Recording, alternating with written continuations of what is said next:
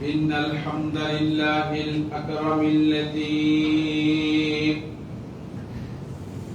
خلق الإنسان كرمه وعلمه من البيان ما لم يعلم فسبحان الذي لا يحصى امتنانه باللسان ولا بالقلم وأشهد أن لا إله إلا الله وحده لا شريك له ونشهد أن سيدنا إيماننا قدوتنا حبيبنا طبيبنا وطبيب روحنا محمد الذي أرسله بالحق بشيرا ونذيرا وداعيا إلى الله بإذنه وسراجا وقمرا منيرا فقد قال الله تعالى في كلامه المجيد وفي فرقانه الحميد সবাই পড়ুন আউযু বিল্লাহি মিনাশ শাইতানির রাজীম বিসমিল্লাহির রাহমানির রাহিম قال أتعبدون ما تنحتون الله خلقكم وما تعملون قالوا بنوا له بنيانا فالقوه في الجحيم صدقت يا رب العالمين وقال النبي صلى الله عليه وسلم إن أشد الناس بلاء الأنبياء أو كما قال عليه الصلاة والسلام معزز محترم ফজলায়ে জাম সম্মানিত উপস্থিতি সকলের প্রতি আমার সশ্রদ্ধ সালাম আসসালামু আলাইকুম ওয়া রাহমাতুল্লাহি তাআলা ওয়া বারাকাতুহু সর্বপ্রথম সেই বিশ্ব নিয়ন্তা আল্লাহ সুবহানাহু ওয়া তাআলার শুকরগুজার করছি যে মহান আল্লাহ রাব্বুল আলামিন আমাদেরকে দয়া করে মায়া করে মহব্বত করে ভালোবেসে সুস্থ রেখে নিরাপদে রেখে তার পাক মসজিদে হাজির হওয়ার তৌফিক দান করেছেন সেই মহান রবের শুকরগুজার করছি সকলে জবান খুলে জোরে সরে বলছি আলহামদুলিল্লাহ আরেকটু আওয়াজ দিয়ে বলুন আলহামদুলিল্লাহ পাশাপাশি বিশ্ব মানবতার মুক্তির দিশারি মুক্তির দূত মুহাম্মদ আরবি মুমিনার নয়নের মণি হাবিবুনা তবিব সানাদুনা তবিব কুলুবিনা তবিব আরওয়াহিনা মুহাম্মদুর রাসূলুল্লাহ সাল্লাল্লাহু আলাইহি ওয়াসাল্লাম সম্মানিত উপস্থিতি আমি আপনাদের সম্মুখে কোরআনুল কারীমের সূরাত আস-সাফফাত থেকে দুইটি আয়াতে কারিমা তেলাওয়াত করেছি এবং হুজুর সাল্লাল্লাহু আলাইহি সাল্লামের অসংখ্য হাদিসের মাঝ থেকে একখানা হাদিস নববী তেলাওয়াত করেছি এর সহজ অর্থের মাধ্যম দিয়ে আলোচনা শুরু করব ইনশাআল্লাহ আপনারা সকলেই ভালো আছেন তো আলহামদুলিল্লাহ আল্লাহ পাক আমাকেও ভালো রেখেছেন আমাদেরকে যতদিন আল্লাহ এই দুনিয়াতে রাখবেন আমাদেরকে যেন সুস্থতার সাথে ঈমানের সাথে রাখবেন আর এই দুনিয়া থেকে যখন আমরা বিদায় হব আল্লাহ যেন আমাদের ঈমানি মওত দান করেন সকলেই পড়েন আল্লাহ সম্মানিত উপস্থিতি বাহিরে যারা আছেন মেহেরবানি করে কাতারগুলো পুরা করে বসুন কেউ যেন ঘাট ডেঙ্গে সামনে না আসে সেজন্য আপনি যেখানে বসছেন সেই জায়গাটা পুরা করে বসতে পারেন আমার সাথে একটু কালেমা তৈয়বা তেলাওয়াত করুন কষ্ট হবে তেলাওয়াত করুন লা ইলাহা ইল্লাল্লাহ লা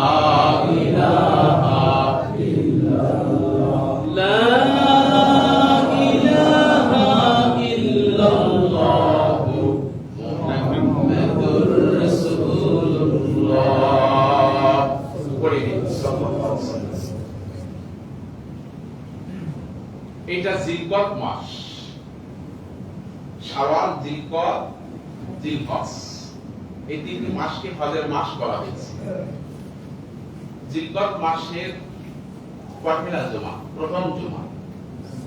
আমি আপনাদের সম্মুখে কোরআনুল কারীমের সূরাতুল আস-সাফফাত থেকে কিছু আয়াতে কারিমা তেলাওয়াত করেছি।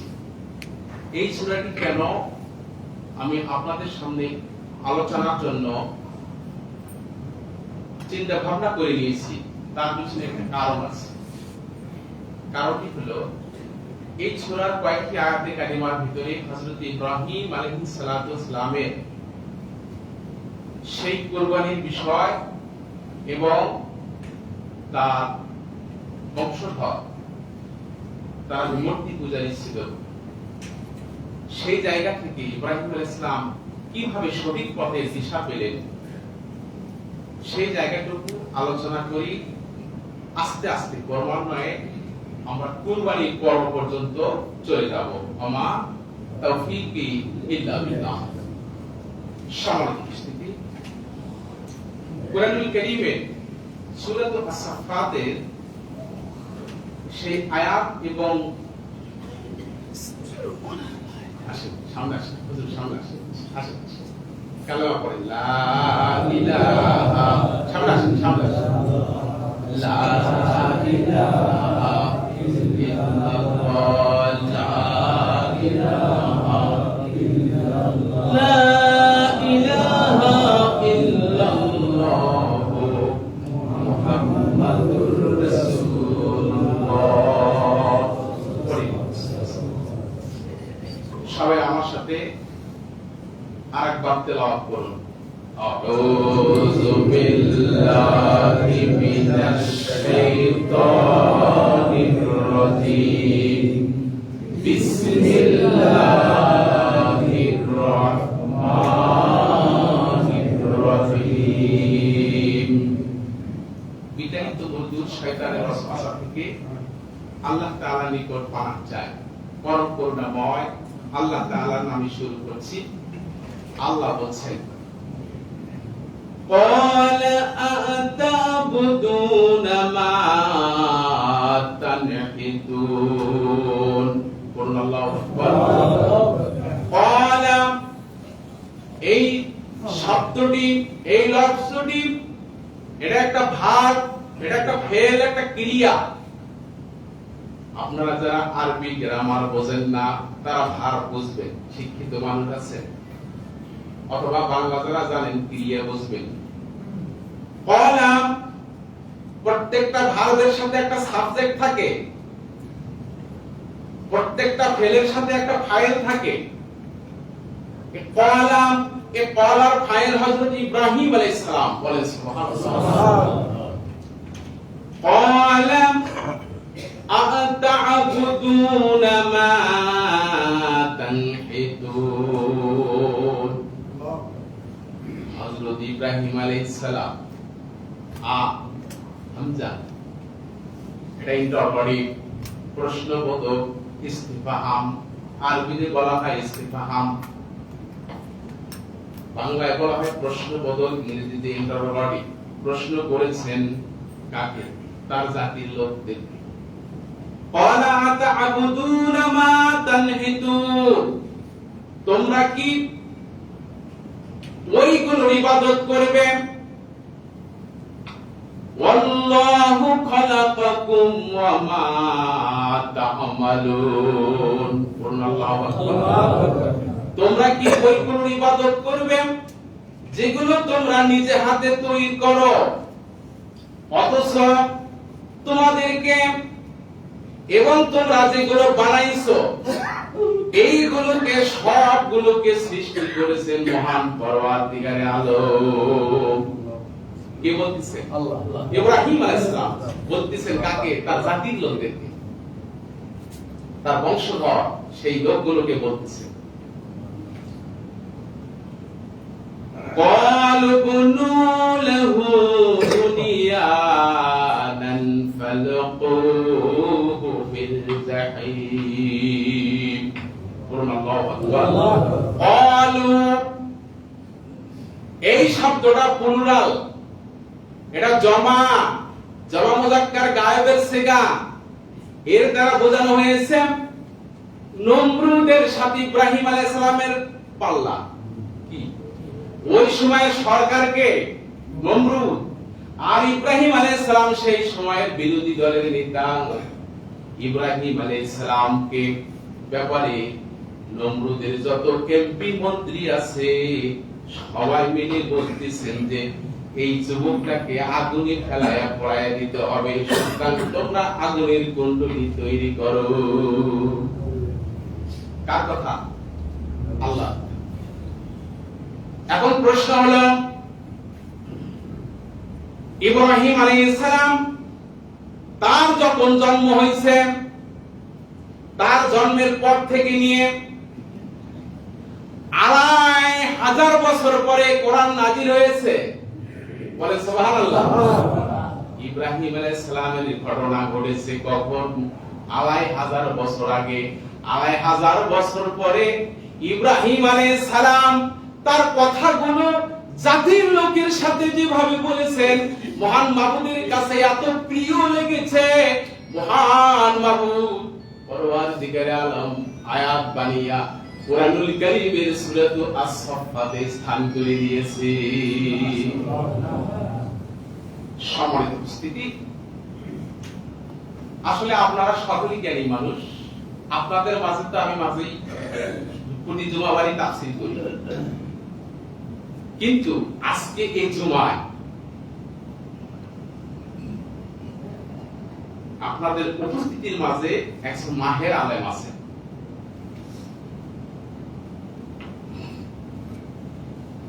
একজন মুহাদ্দিস মানুষ, যাকে আমি সামনে দেখে এই বসালাম। হয়তো আপনারা বলবেন অনেকেই, হুজুর আমাদের ব্যাপারে একদিনও এরকম করেন না। কি বলেন?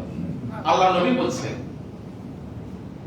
আপনারা সবাই আমার কাছে সম্মানী, কিন্তু আলেম হিসেবে তাকে একটা আমি কদর করেছি। কি কথা বুঝতে পারলে? সম্মানী ব্যক্তিকে যদি কেউ সম্মান দেয়, আল্লাহ পাক আপনাকেও 1000 টাকা সম্মান দিবেন। কি কথা ঠিক কিনা? এমন একজন আলেমের সামনে আমি তাফসীর করতেছি, কি বলে, যার ছাত্র হওয়ার যোগ্যতা আমার নেই। আল্লাহ সাহিত্য, আমি তো কোরআনের কথা বলবো, হাদিসের কথা বলবো, কি কথা, আমি তো আমার নিজের মুখের কথা, নিজের বানানো কথা বলবো। আমি মানুষ ছোট হতে পারি, আলেম ছোট হতে পারি, কিন্তু আমার কথাগুলো আমার মাওলা। কি কথা ঠিক কি না? বলো। যা হোক, হুজুর আছে, আলোচনা করি। তাহলে এই আয়াতের অর্থ শুনলেন, হাদিসের অর্থ শুনুন। ক্বালা নবী সাল্লাল্লাহু আলাইহি ওয়াসাল্লাম, প্রিয় নবীজি বলেছেন, ইন্না আশাদ্দান নাসি বালাআল আম্বিয়া, মানুষের মধ্য থেকে মানুষের বিপদ আপদ মুসিবত বালা মুসিবত আসে, তার মধ্যে সবচেয়ে মুসিবতের মানুষ হলো নবীরা। সবচেয়ে মুসিবতের মানুষ হলেন নবীরা। এটা হলো হাদিসটির অর্থ। এই হাদিস এবং আয়াতের সাথে মিল রেখে কিছু কথা বলতে চাচ্ছি। শোনো, ২৫০০ বছর আগে ইব্রাহিম আলাইহিস সালামের জন্ম, তার থেকে নিয়ে ২৫০০ বছর পরে কোরআন সেই আয়াত সূরা সাফফাতে আল্লাহ স্থান করে দিয়েছে। প্রশ্ন হলো, এত দিনের সেই ঘটনা আল্লাহ কি ইতিহাস হিসেবে কোরআনে দিয়েছেন? না, আল্লাহ দিয়েছেন এই জন্য যে যিকরুল আলামিন, এই কোরআন হলো বিশ্ববাসীর জন্য স্মরণীয় শিক্ষণীয় বিষয়। কথা ঠিক কি না? সেই ঘটনা থেকে আমাদেরকে শিক্ষা গ্রহণ করতে হবে। সেই শিক্ষাটা কি? শোনো, হযরত ইব্রাহিম আলাইহিস সালাম উনি যে পরিবারে জন্মগ্রহণ করছেন, সেই পরিবারের সব লোক মুশরিক। সেই লোকগুলো কি? মুশরিক, তারা মূর্তি পূজা করত। ইব্রাহিম আলাইহিস সালাম যত পয়গম্বরের দুনিয়া আসছে, সব পয়গম্বরের দাওয়াত শুরু হয়েছে পরিবার থেকে। কি কথা ঠিক কি না? সিরাতুল মুস্তাকিম পথ, ইহদিনাস সিরাতুল মুস্তাকিম পথে দাওয়াত তারা শুরু করেছেন কোথা থেকে? পরিবার। আমাদের নবীজি করেছেন আনজির আশিরাতাকাল আকরাবিন, আল্লাহ বলেন পরিবার থেকে শুরু করুন। বলে সুবহানাল্লাহ। আমরা সেই শিক্ষা গ্রহণ করব। আমাদের পরিবারে আমি নামাজি, আমার পরিবারের অন্য লোকগুলো নামাজি কিনা, আমার পরিবারে আমি হালাল খাই, আমার পরিবারের অন্য লোকগুলো হালাল খায় কিনা, আমি আমার পরিবারে কোরআনের পথে থাকি, ইসলামের পথে থাকি, সিরাতুল মুস্তাকিম পথে থাকি, আমার পরিবারের অন্য লোকগুলো মানব রচিত আইনের পথে থাকে নাই, তারা কোরআনের কথা আনতে হবে। এই দাওয়াত আমাদেরকে পরিবার থেকে শুরু করা লাগবে। এই শিক্ষা দিয়েছেন কে? হযরত ইব্রাহিম আলাইহিস সালাম। হযরত ইব্রাহিম আলাইহিস সালাম অন্যায়কে কখনো বরদাস্ত করে নেননি। কি বলেন? সব সময় সত্যের পক্ষে ছিলেন। এই সত্যের পক্ষে থাকতে গিয়ে ইব্রাহিম আলাইহিস সালাতু ওয়াস সালাম স্বয়ং বাবাকেও ছাড় দেননি। কি কথা?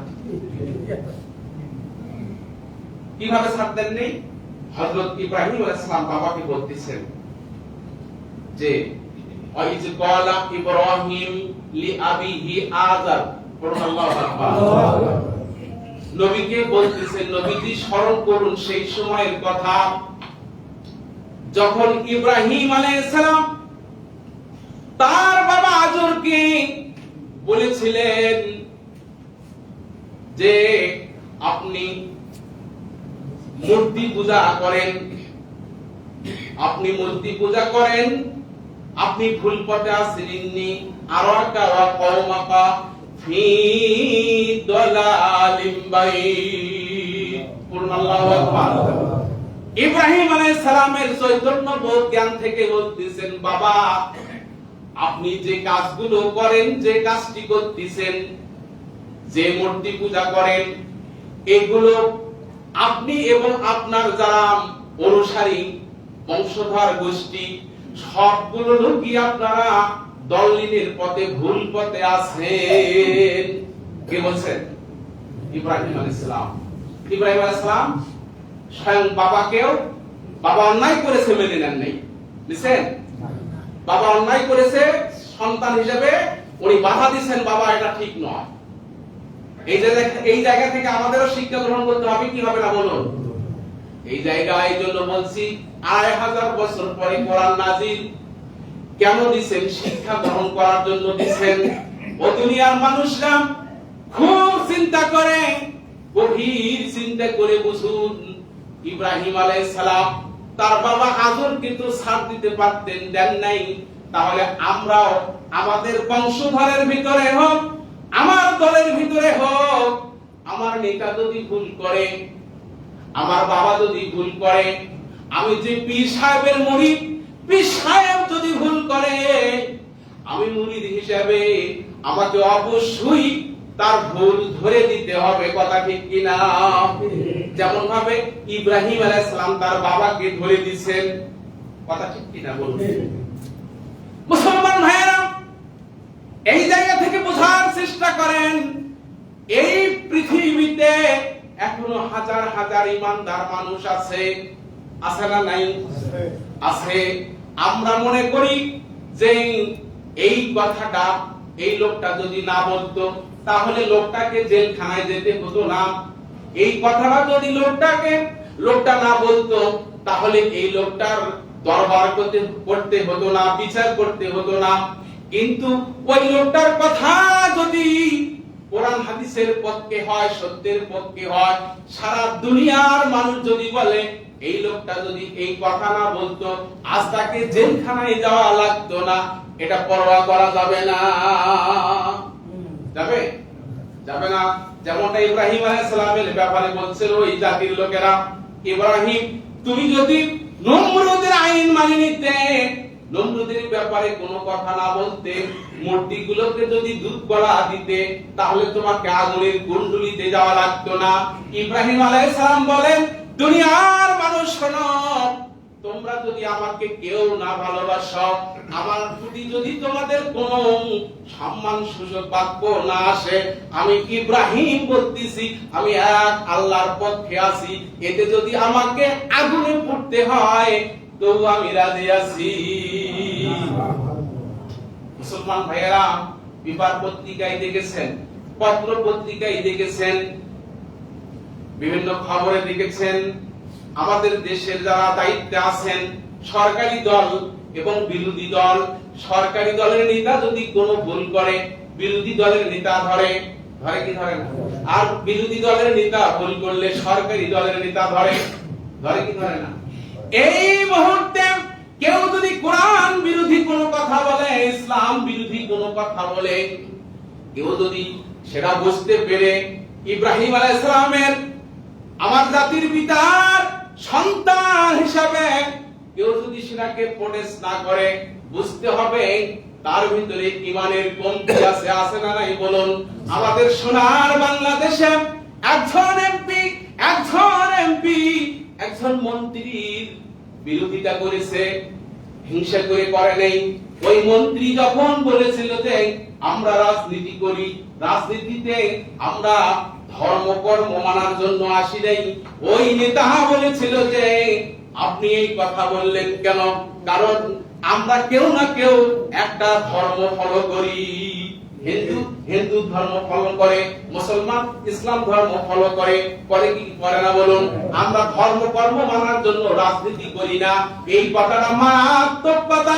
সে এমপি ধরে বলে দিয়েছেন যে কথাটি আপনি বলেছেন, এই কথাটা কোন ধর্মওয়ালা মানুষ বলতে পারে না।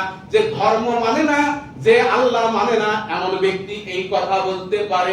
সেই প্রসঙ্গে তিনি বলেছেন তাকে নাস্তিক করে, যার কারণে ওই এমপি কে আজকে জেলখানায় বন্দী হতে হচ্ছে। কথা ঠিক কিনা? সে পরিচয় দিয়েছে ঈমানের। তার জাতির পিতা ইব্রাহিম আলাইহিস সালাম অন্যায়ের প্রতিবাদ করতে, অপরাধকে প্রতিবাদ করতে, ভুল ধরে দিতে নিজের বাবাকেও ছাড় দেয় নাই। তার ঈমানের দাবি হিসাবে তার দলের নেতা হোক না কেন, পীর সাহেব হোক না কেন, দেশের প্রেসিডেন্ট হোক না কেন, মন্ত্রী হোক না কেন, অন্যায় করে ধরে দিতেই হবে। কারণ আমরা ইব্রাহিম আলাইহিস সালামের জাতির পিতার সন্তান। কথা ঠিক কিনা? কি খারাপ লাগতেছে?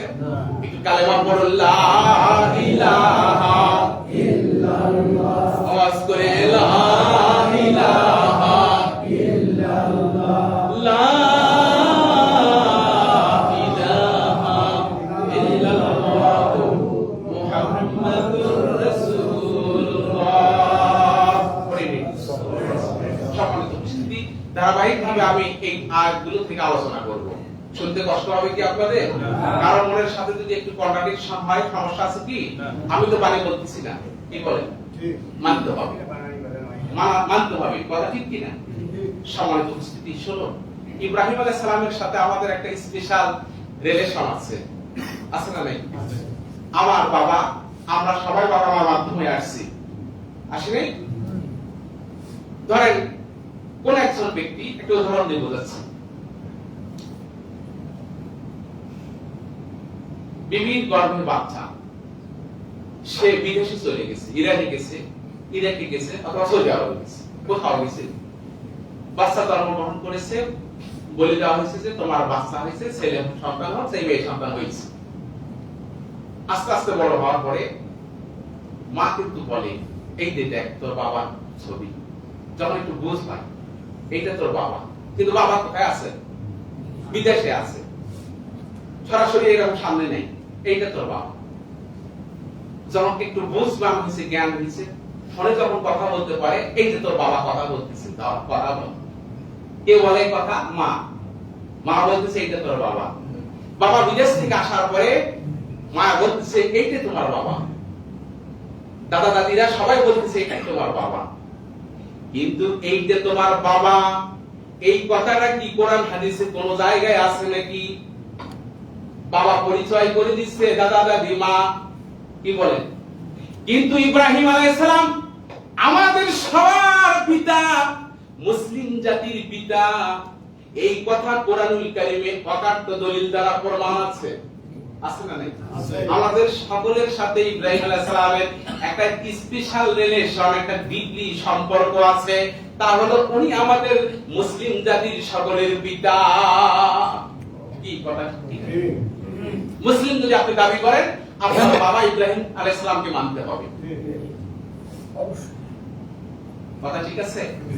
মুসলমান ভাইয়েরা শুনুন, আমরা সব পয়গম্বরকে ভালোবাসি, সব পয়গম্বরকে আমরা মানি। ইব্রাহিম আলাইহিস সালামকে আমরা আমাদের সাথে একটা গভীর সম্পর্ক করে নিয়েছি, আল্লাহ করে দিয়েছেন। আল্লাহ কোরআনে বলছেন মিল্লাতা আবিকুম ইব্রাহিম, আল্লাহু আকবার, ওয়া সাম্মাকুমুল মুসলিমিন। আল্লাহ বলছেন মুসলিম জাতির পিতা হলো ইব্রাহিম। আর মুসলমানেরা শোনো, তোমরা যে মুসলমান এই নামটা কেউ রাখে নাই, তোমার বাবাই রাখছেন, বলেন সুবহানাল্লাহ। আমরা সেই কথা মুসলমানেরা ভুলে গিয়ে, জাতির পিতার কথা ভুলে গিয়ে আমরা আমাদের সন্তানদেরকে ইব্রাহিম আলাইহিস সালামের ঘটনা না শোনায়া, ইব্রাহিম আলাইহিস সালামের জীবন পদ্ধতি, কর্ম পদ্ধতি, শিক্ষা ব্যবস্থা, তার মেধা যোগ্যতার কথা সন্তানদেরকে না বলিয়া অন্য একজনকে জাতির পিতা বানিয়া আমরা সন্তানদেরকে বোঝানোর চেষ্টা করি। কত হতভাগা, কত কিসমত খারাপ আমরা মুসলমান হয়ে গেছি। আল্লাহ কোরআনে বলছেন যে পিতার কথা, তার কথা আমরা মানতে রাজি হই না। কথা ঠিক কি না? জাতির পিতা ইব্রাহিম আলাইহিস সালামকে না মানে আমরা অন্য কাউকে মানার চেষ্টা করি। কি কথা ঠিক কি? মুসলমান ভাইয়েরা খুব ভালো করে বোঝেন, বুঝতে হবে এই কথাগুলো। ইব্রাহিম আলাইহিস সালাম পিতাকে বলতেছেন, আপনারা যে জিনিসটা করেন আমি দেখতে পাচ্ছি, এই মূর্তিগুলো, এগুলো আপনি নিজে তৈরি করেন, আবার নিজে এগুলোর সামনে মাথা নত করেন, কিন্তু আমার ভিতরে একটা, আমার চৈতন্য জ্ঞান, বাবাকে বলতেছেন বাবা শোনেন, আমার ভিতরে একটা জ্ঞান, একটা মেধার যোগ্যতা উপলব্ধি হচ্ছে, তা হলো আমাদেরকে যিনি বানিয়েছেন আমরা তাকে সিজদা করব। কথা ঠিক কি না? কে বানাইছেন? আল্লাহ। সিজদা করব কাকে? আল্লাহকে। কিন্তু দেখা গেল এই মূর্তি আপনি বানাইলেন, আপনি আবার ওই মূর্তিকে সিজদা করছেন, ওই মূর্তির কাছে মাথা নোয়াচ্ছেন, নমস্কার করতেছেন। এইগুলো চিন্তা চেতনা তার ভিতরে প্রবেশ করেছে, ঢুকে গেছে। আর ইব্রাহিম আলাইহিস সালাম খুব ব্রেনি ছিলেন, আমাদের আব্বাজান খুবই ব্রেনি বাবার সন্তান আমরা মুসলমান। কথা ঠিক কি না? ইব্রাহিম আলাইহিস সালাম জীবনে যত পরীক্ষা তার হয়েছে, কোন পরীক্ষায় তিনি 100 কম, 100তে 100 নম্বর পেয়েছেন, কম পান নাই। বলেন সুবহানাল্লাহ। ইব্রাহিম আলাইহিস সালাম জীবনে যত পরীক্ষার সম্মুখীন হয়েছে, সব পরীক্ষায় 100তে 100 নম্বর পাইছেন। আমরা সেই জাতির পিতা ইব্রাহিমের সন্তান, আমাদের কত নাম্বার পাওয়া লাগবে? কমপক্ষে 60 নম্বর পাওয়া লাগবে, অথবা 70 পাওয়া লাগবে। 100 যদি না পাইলাম না, কমপক্ষে 60-70 পাওয়া লাগবে। লাগবে কিনা? লাগবে। কিন্তু আমরা ফেল ডিভিশন, কারণ ইব্রাহিমের সুন্নাহ আমরা মানি না। কি কথা ঠিক কি না? মুসলমান ভাইয়েরা খুব ভালো করে বোঝেন, দিলের কান লাগায়া শুনুন। বাবাকে বলতেছেন ছোটবেলায় দেখেন ঘরের যেদিকে তাকাই সেদিকে মূর্তি, যেদিকে তাকাই সেইদিকে মূর্তি, কোথাও দাঁড়িয়ে আছে, কোথাও শুয়ে আছে, কোথাও হাত ভাঙ্গা, কোথাও হা মেলে আছে, মানে মুখ খুলে আছে, জিহ্বা বের করে আছে। ইব্রাহিম আলাইহিস সালামের ছোট মানুষ, ভিতরে ভিতরে খুব জ্ঞান। বলতেছেন বাবা এইগুলোকে কেন সিজদা করেন, এগুলোর কাছে মাথা নত কেন করেন? বাবা বলতেছেন, কি বলছেন? আল্লাহ কোরআনে বলছে, আল্লাহ তিনি বলছেন যে ক্বালু ওয়াজাদনা আবানা লাহা আবিদিন, আমাদের পূর্বপুরুষেরা এগুলোর ইবাদত করেছে, সেই জন্য করি। ইব্রাহিম আলাইহিস সালামকে এই কথা বলতেছে। ইব্রাহিম আলাইহিস সালাম একদিন মাকে বলতেছেন, মাগো আমার ভিতরে একটা প্রশ্ন। মা বলতেছেন বাবা তুমি তো খুব প্রশ্ন জানো, করো। কি প্রশ্ন? বলতেছেন মা আমার খোদাকে। মায়ে বলতেছেন বাবা আমি তোরে দুধ পান করাই, তোকে মানুষ করেছি, তোকে খাবার খাওয়াই, গোসল করে দেই, কাপড় চোপড় পরিষ্কার করে দেই, আমি তোর খোদা।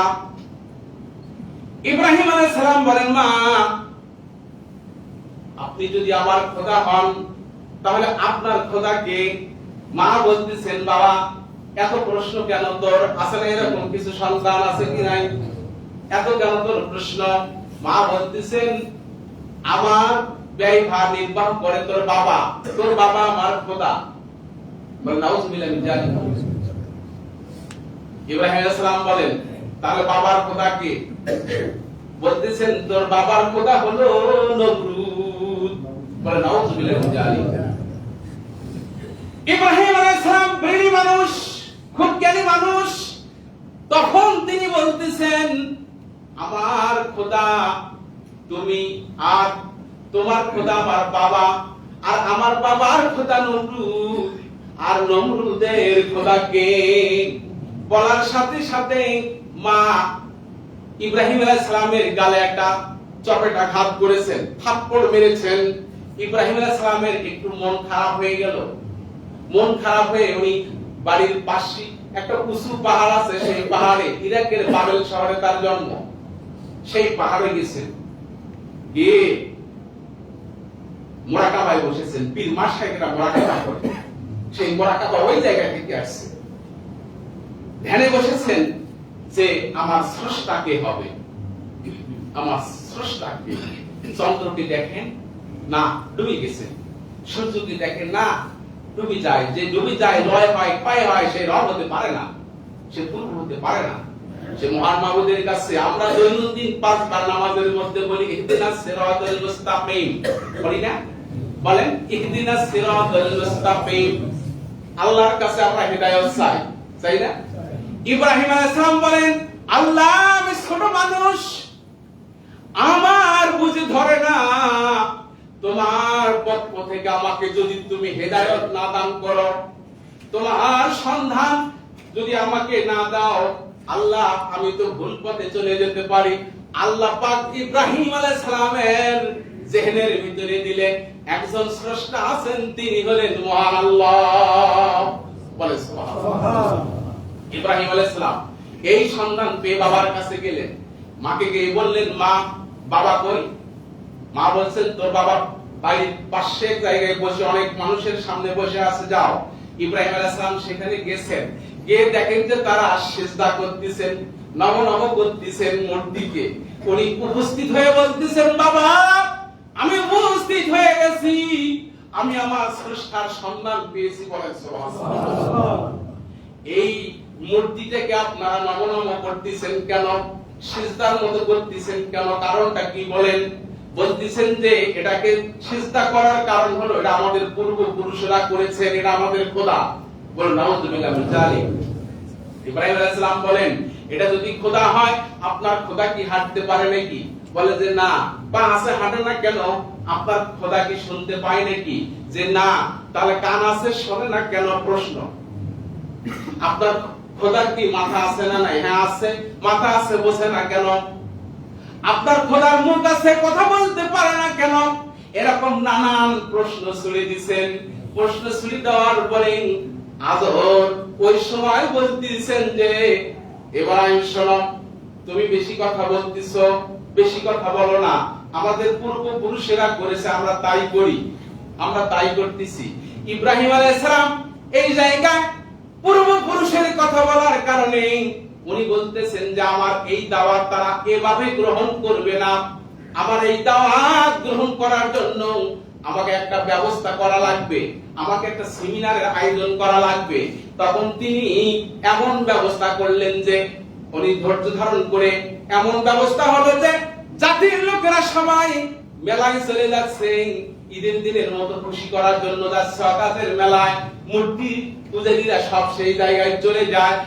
খেলার সাথীরা, বন্ধুরা ইব্রাহিম আলাইহিস সালামকে বলতেছেন যে বন্ধু আর যাবা না? ইব্রাহিম আলাইহিস সালাম বলেন না আমি যাব না। কেন যাব না? আমি অসুস্থ। বলে সুবহানাল্লাহ। ইব্রাহিম আলাইহিস সালাম একজন পয়গম্বর, মিথ্যা বলতে পারে? মিথ্যা বলতে পারে না। তিনটি জায়গায় ওই তাওরিয়া করেছেন, হুজুর আছেন বলবেন। তিনটি জায়গায় তাওরিয়া বলা হয়। কি? ধরেন আপনি আপনার কোন এক লোক বন্ধুকে বা সঙ্গীকে আপনি কিছু টাকা কর্জ দিচ্ছেন, কোনদিন দিবে? যে 1 মাস পরে দিব। দেখা গেল যে 1 মাস পরে আসেনি, টাকাটা দেওয়ার জন্য আসেনি, কয়েক মাস পরে আসছে আপনার বাসায়। আপনার ভিতরে একটু খুশি বোধ হচ্ছে যে অনেকদিন পরে আসছে তো টাকাটা দেওয়ার জন্য তো আসছে। বসতে দিচ্ছে, সম্মানের সাথে কথা হচ্ছে, কথা বলতে বলতে এক সময় আপনাকে বলতেছেন যে আমাকে আর একটু ৫,০০০ টাকা দেন, ওই টাকাই কিন্তু দেয়নি, কথা বলতেন আর ৫,০০০ টাকা দেন, একসাথে তুলে দেব। এই সময় ওই ব্যক্তি যদি বলে যে আমার হাতে টাকা নেই, কথা কি বুঝতেছেন? আমার হাতে টাকা নাই। টাকা কি হাতে থাকে? টাকা কোথায় আছে? বিভিন্ন জায়গায় থাকে। কি বলেন? পকেটে থাকে, আলমারিতে থাকে, বিভিন্ন জায়গায় থাকে, রাখার ব্যবস্থা আছে। কিন্তু উনি বলছেন যে আমার হাতে টাকা নাই। কথাটা কি মিথ্যা হলো? হাতে কিন্তু নাই। এটাকে বলা হয় তাওহিয়া। কথা কি বুঝতে পারলাম? ইব্রাহিম আলাইহিস সালাম এই জায়গায়, ওই কায়দায় উনি বলছেন যে আমি অসুস্থ। আসলে উনি অসুস্থ নয়, আসলে উনি মানসিক অসুস্থ। মানসিক কি অসুস্থ? যে জাতির সবগুলো লোক জাহান্নামে যাচ্ছে, শিরকি করে, মুশরিকি কায়দা করে, এই জাতির লোকগুলোকে আমি কিভাবে ইহদিনাস সিরাতাল মুস্তাকিম পথ দেখাইবো, এই চিন্তায় উনি বলছেন আমি অসুস্থ। সম্মানিত উপস্থিতি, এই অসুস্থ জায়গা থেকে আল্লাহ পাক চাহে তো আগামী জুমায় আল্লাহ যদি চায় এই জায়গা থেকে আলোচনা শুরু করব। এই বলে আলোচনা শেষ করছি। ওয়া আখিরু দাওয়ানা আলহামদুলিল্লাহি রাব্বিল আলামিন। আসসালামু আলাইকুম ওয়া রাহমাতুল্লাহ। যারা সুন্নাত পড়েননি